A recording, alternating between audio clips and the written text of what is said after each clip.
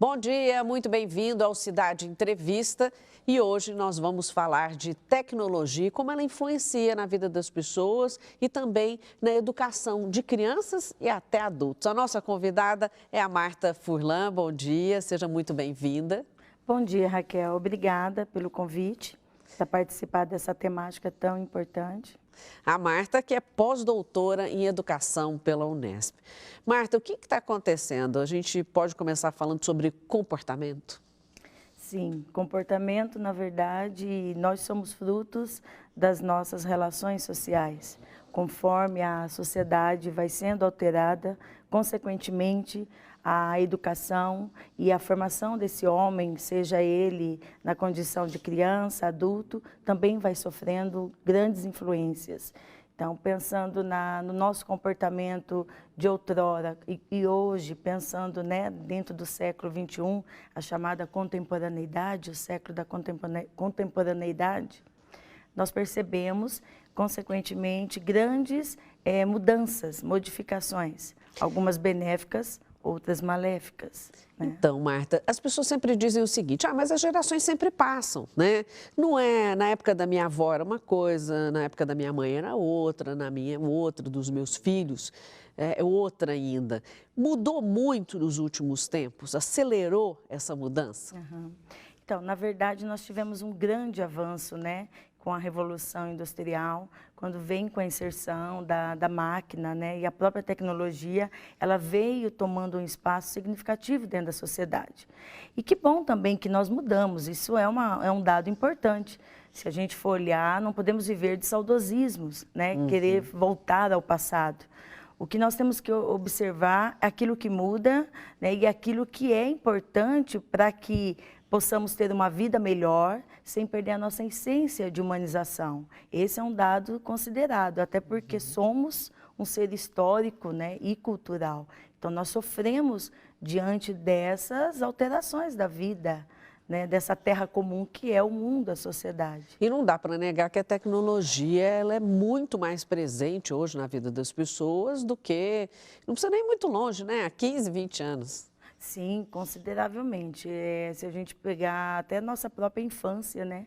O que nós tivemos de aparatos tecnológicos e fazer um comparativo com a sociedade hoje, né? Nós vamos ver que muitas das experiências tecnológicas não tivemos acesso. Na verdade, nós somos fruto de uma infância de brincadeiras na rua, de situações que nem necessariamente precisava de um objeto. Eram mais as relações, né, humanas. Era muito mais lúdico. Muito mais lúdico. Brincávamos de cabra cega, brincávamos de mãe da rua colorida. Né? Hoje as nossas crianças, elas têm uma interferência, assim, de um novo tempo social, um novo espaço social, até essas situações ou experiências brincantes que tínhamos na rua, hoje, dentro dessa nova demanda social, não podemos mais, né? Até muitas vezes permitir que nossos filhos fiquem nesses na rua, lugares. Né? Questão de segurança. Sim, e aí junto com isso veio sim uma forma também de dar a essa criança um suporte, né, lúdico. E claro que temos coisas muito bacanas, mas temos algumas coisas que também são merecedoras de um olhar. Eu acho que uma das coisas principais dessa tecnologia na nossa vida não é necessariamente a técnica. Eu acho que, na verdade, é mais o tempo que dedicamos a essa técnica. Né? E acho que eis o grande agravante aí para pensar. Pelo que você está falando, então, o problema não é ter o celular, o tablet, ou estar envolvido com o computador ou outras tecnologias. O problema é que se está ficando muito tempo dedicado a isso. Sim, tem um autor que eu tenho estudado ao longo de um tempo, Herbert Marcuse, é um filósofo da escola de Frankfurt, e ele vai falar que a técnica, ela não é boa e nem má, depende da forma com que eu, ser humano, conduzo-a, né?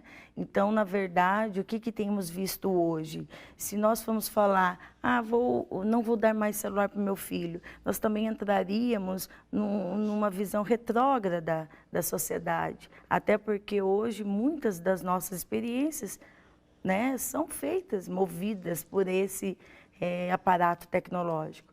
O que tem acontecido hoje é que as nossas crianças, desde a mais tenra idade, elas não têm tido experiências diferentes disso. Elas passam muito tempo, né, na frente de um computador, com o celular e outras coisas que precisaria trabalhar essa humanização, esse ser humano nos seus aspectos afetivos, psíquicos, né, então, sociais. Vamos até dar exemplos, porque para ficar até mais concreto para quem está nos acompanhando, isso é bastante importante. O que a gente observa hoje na escola ou na casa que está chocando tanto, que está chamando tanta atenção? Então, na verdade, a tecnologia ela tem servido hoje como se fosse uma babá eletrônica, quando não, ela é um repertório de ludicidade.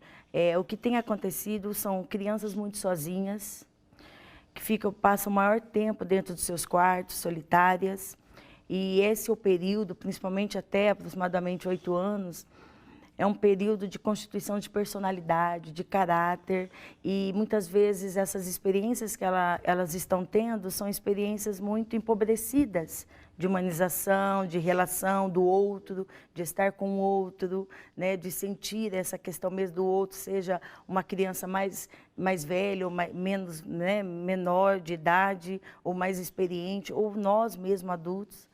Outra situação que nós temos percebido também, ela acaba sendo como uma solução para aquele corpo estorvo, né? O que significa isso? Corpo estorvo, na verdade, é uma discussão muito atual que vai envolver essa criança que não para no lugar, essa criança que se movimenta demais, aquela criança que muitas vezes que aos nossos olhos é colocada como hiperativa. Muitas vezes ela não tem nada de hiperatividade, ela simplesmente é uma criança que precisa, né, que esse corpo extravase, que se expresse nas suas demandas maiores, seja correndo, brincando, falando, aquela criança falante.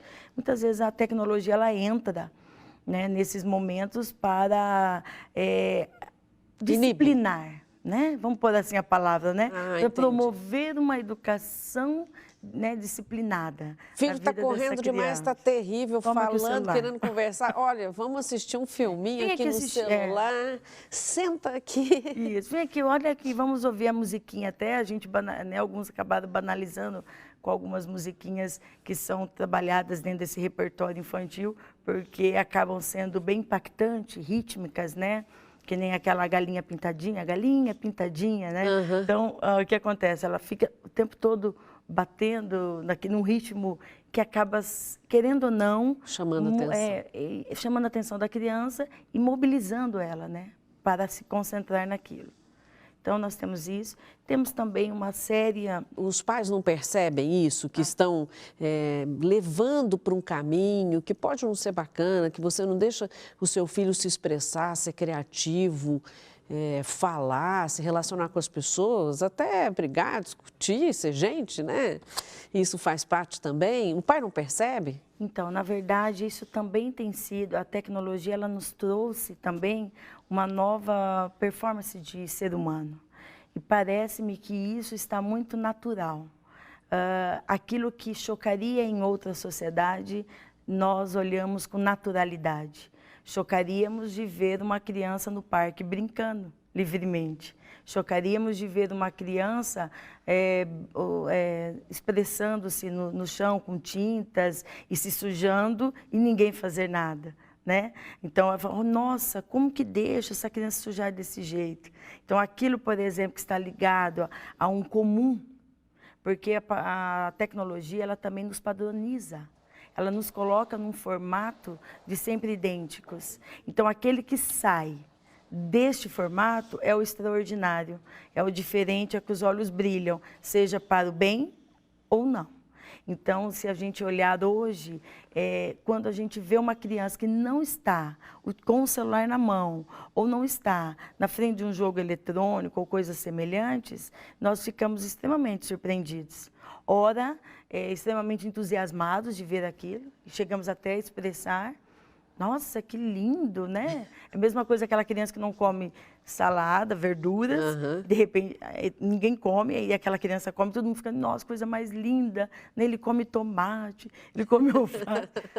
E aí o que acontece? Quando a gente vê essa criança que sai desse padrão, ora nós ficamos assim extremamente encantados, ou também pode acontecer, segundo Theodor Adorno, que é um outro filósofo que eu também tenho estudado, ele vai dizer, também criamos um sentimento de ressentimento, ficamos recalcados. Ah, essa criança, ela só não brinca com o celular porque ninguém dá para ela, porque a mãe quer dar uma de metida ou quer dar de diferente. Então, existe... Quer dar uma de normal. quer dar uma de leva a criança normal e pro está fazendo parque. bonito. Eu tenho certeza que se der o celular, ele vai e vai, né? Até porque nós somos seres humanos, somos muito bem adaptados, né? Dentro dessa sociedade. Então, assim, acaba aquela criança que sai que tem essa expressividade, ela acaba sendo uma criança que, ora, ela é entendida como algo bom, ou uma criança que precisa ser medicada. E as escolas, como é que lidam com isso? Porque a gente tem visto assim que os pais estão acostumados, é o que você falou. Eu vou para o restaurante, a criança começou a correr no restaurante inteiro, eu ligo lá um filminho qualquer. Tem até já suportes em restaurantes, né? Que você encaixa o celular, o tablet, para a criança ficar quietinha lá assistindo. E as escolas, como é que elas estão lidando com isso? Porque eu acho que isso deve trazer algum tipo de prejuízo nas atividades, nas coisas que vão ser feitas. As crianças estão sabendo lidar com o manual, com esse lúdico. Tenho visto também várias escolas aperfeiçoando, tendo escolas de circo, que pode subir na parede, pode pintar, buscando isso de volta. Nós temos alguns referenciais em Londrina de escolas que acabam sendo chocantes, né? Elas trazem uma filosofia de trabalho, uma pedagogia que totalmente se diferencia, né? E acaba assim, no início, há sim aquela insegurança, mas de repente a riqueza, né, de experiências que essa criança desenvolve acaba sendo a verdadeira propaganda dessa escola. Porque o que a gente tem percebido, algumas escolas acabam ficando mais nessa demanda dessa sociedade industrial, mercadológica, consumista, né, dessa sociedade que acaba achando que para ser feliz eu preciso ter alguma coisa, né? Eu não posso ser feliz sem ter algo, né? Que a felicidade está fora e não está dentro do ser humano. Então, algumas escolas acabam trabalhando por esse viés. Outras conseguem ter um equilíbrio. Tem sim essa parte, né, bem reprodutivista da sociedade, mas conseguem também trazer um lúdico que se expressa, um lúdico de criação. O que seria isso? Uma manifestação da liberdade de ação desta criança, desse educando, né? E existe aquelas escolas em Londrina, estou fazendo essa referência a nós, né, que elas já são extremamente opostas, né? Eu não vou nominar, mas tem escolas assim que você fala, meu Deus, parece que é um outro mundo dentro desse município, né? Totalmente tecnológica? Não, é totalmente tecnológica ou totalmente não tecnológica. O que a gente tem Vai que para um ter, lado ou para outro? Isso, eu acho que tem que ter o equilíbrio. Temos vários programas, várias coisas relacionadas a esse mundo do celular, dos jogos, bacana, que dá para ser estratégias educativas e também, ao mesmo tempo, de ludicidade. Mas o que nós temos que fazer também é promover outras experiências. Então, aí entraria, né, o campo, acho que da arte, o campo da música, o campo dos passeios temáticos, tirarmos mais essa criança da escola, levarmos para vivenciar outras experiências, conhecer outras realidades, trabalhar também com essas inventividades, que as invenções construídas com modelagens. Eu falo que a argila, o craft, né, o isopor viraram... estão quase que virando um folclore, né? Então, extinção, na verdade, perdão a palavra. Virou um telex dentro da escola. E até com essa tecnologia, porque a tecnologia não é só o produto que faz barulho, né? É aquilo que é frio. Então, por exemplo, todo o material frio, que seria até o EVA, que hoje as escolas elas têm procurado muito ser espetaculosamente lindas, né? Então, às vezes, investem num aparato de de apresentação incrível, mas as relações pobres. Né? Eu já ouvi comentários de educadores dizendo o seguinte, que vão fazer as atividades mais lúdicas, de, como você diz, usar o papel, cortar, recortar, dobrar, e que a criança não consegue, por exemplo, fazer um barquinho que a gente sentava e fazia com a maior tranquilidade, que não tem essa coordenação motora fina, porque está tanto no celular, está tanto voltado para a tecnologia, que não sabe fazer uma coisa manual muito simples, que qualquer criança faria há 10 anos atrás. Existe uma questão, tudo aquilo que é muito repetitivo não se acresce, não se acrescenta novos direcionamentos. O que tem acontecido, na verdade, é que as crianças têm ausência dessas experiências mais construtivas. Então, quando isso acontece, elas têm muita dificuldade mesmo, com dobras, com recortes. Temos crianças, eu tive experiência e vice-diretora de uma instituição estadual em Londrina, e eu vivenciei uma situação que me chocou muito, quando eu entrei dentro de uma sala de 6º ano, que é a nossa antiga 5ª série. Uhum. As crianças estavam recortando uma atividade na aula de artes e uma grande parte não sabia utilizar a tesoura. E aquilo me espantou, né? Mas assim, cortar mesmo, não conseguia? Não sabiam recortar, não sabiam, e faziam um corte ao contrário, não pegavam a tesoura da forma correta. Eu cheguei a ver uma situação do menino tentando recortar de ponta o papel. Né? E aquilo, eu olhei para a professora e ela falou, você viu que situação? Eu falei, olha para você ver, uma habilidade que deveria ter sido desenvolvida lá na educação infantil, em seus meados de 4, 5 anos. Uma criança está no 6º ano, então poderíamos pensar numa idade de 10, 11 anos, e essa criança não desenvolveu uma habilidade mínima. Né? Um recado importante para os pais, a gente ouve isso de psicólogos. Você tem que trabalhar a formação do seu filho até 7, 8 anos. É isso mesmo? É essa idade limite, assim? Eu sei que é a vida toda, mas para a formação, explica para nós. Na verdade, é que o ser humano ele tem um período que ele cria, a criança, ela, desde pequena, até seus aproximadamente 8 anos, ela é muito perceptiva. Visualmente, né, para esse mundo, ela vê detalhes que um adulto não vê. Eu fui professora da infância, para você ver, ela percebia quando eu cortava o cabelo, ela percebia quando eu trocava o brinco, né, coisas que às vezes nós adultos não percebemos no outro. Então ela tem um nível de percepção do mundo, de leitura do mundo muito aguçado. Na verdade, muitas das nossas características humanas que hoje desenvolvemos na nossa vida, realmente é fruto dessa primeira infância. Não significa que não possamos aprender mais, mas há sim uma parcela significativa de valores, de aprendizagens que são importantes para a formação do caráter desse homem. E uma vez constituídos nesse período, eles só vão se aperfeiçoando. Por isso que os pais, a escola, nós temos que nos preocupar em trabalhar com as regras, não é com a punição, mas com uma educação com limites. Nós temos que trabalhar com esse campo da afetividade, esse campo de se preocupar, expor na posição do outro. Por quê? Porque são elementos que vão formar o caráter dessa criança e, consequentemente, vão interferir na sua vida adulta. Nós temos adultos hoje excelentes profissionais, mas pessoas humanamente medíocres.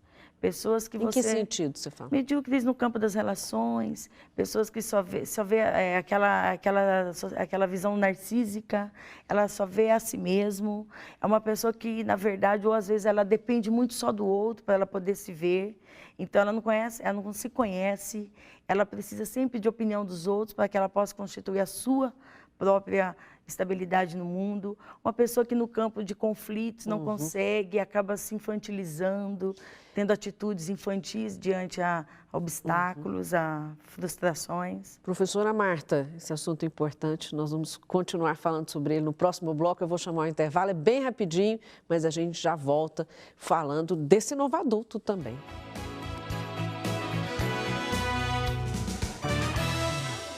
A frase dessa semana é do educador Paulo Freire. A educação não transforma o mundo. A educação transforma pessoas e pessoas transformam o mundo.